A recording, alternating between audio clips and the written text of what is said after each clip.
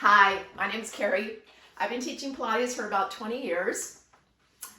Maybe you're stuck at home like I am and have never tried Pilates and want to try it now. Maybe you're one of my regular clients and want to do a little bit of a mini workout. These first 5 videos that I'm doing are simply the basics of Pilates because I really want you to focus on those.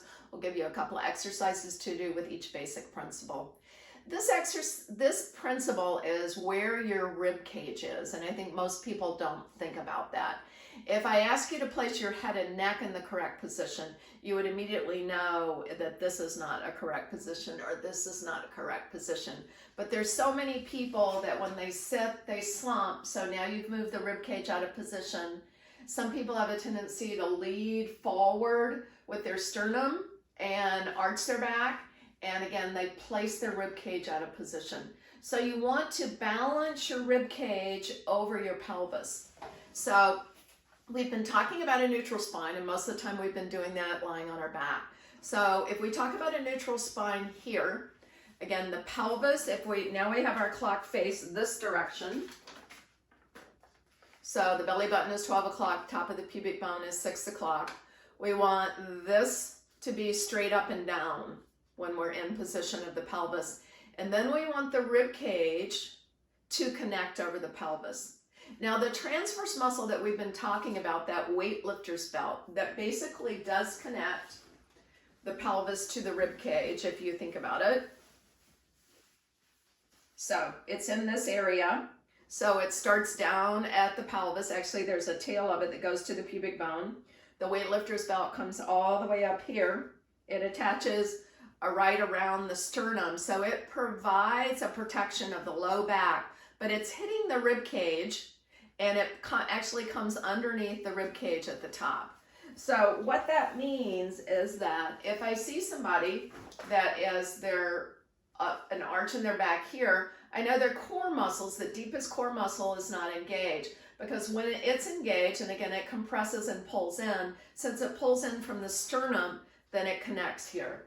So if we think about it lying on our back, and again, we do so many exercises in Pilates in the beginning on your back, so you can get some feedback from it. If I lie in a neutral spine position, then those rib cage should be on the mat.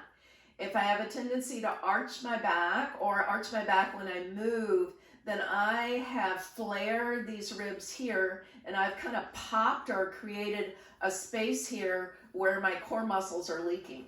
If I use my exhale, which is generally flexion or the harder part of the exercise, so I'm going to place my hands here, and on my exhale, I'm going to try to draw those ribs down and in together. Inhale. Now, instead of opening up this way, I want to breathe into my rib cage this way, and then exhaling, keeping that connection.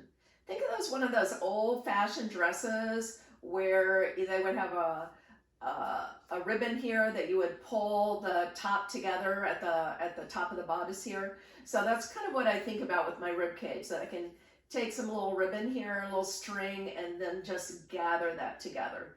So the rib cage placement is super important.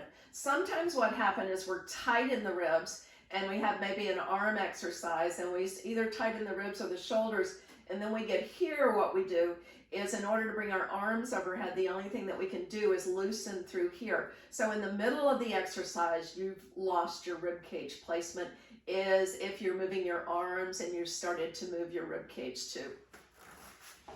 So sometimes that's one of those new things that you have to think about. But if you're hanging in a neutral spine position like a marionette on a string, you want to stack yourself up like building blocks. So think of the one building block as your pelvis we're always going to start from, and then we want to stack your rib cage right on top of it. So it's going to help you have more power when you're exercising, and it's also going to help your posture. All right, we've got another shoulder stabilization coming up.